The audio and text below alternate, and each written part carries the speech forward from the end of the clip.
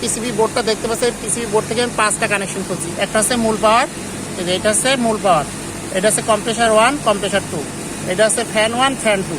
এই কানেকশনগুলো খুলে নিছি।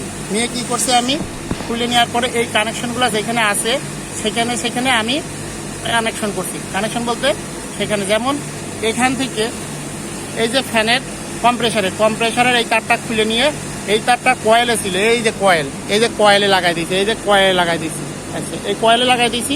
দেওয়ার পরে এই কয়েলে লাগাই দিয়ে এটা সরাসরি কিন্তু টাইমারে নিয়ে গেছি। কিন্তু তার আগে এখানে একটা কমন করে গেছে। এই কারণেই আমার যে ফ্যানের কানেকশন ছিল, এই যে ফ্যানের কানেকশন, সেই ফ্যানের কানেকশনটা খুলে দিয়েছি। এই ফ্যানের কানেকশনটা খুলে দিয়ে এই ফ্যানের কন্ট্যাক্টটা লাগাইছি, ফ্যানের কন্ট্যাক্টে।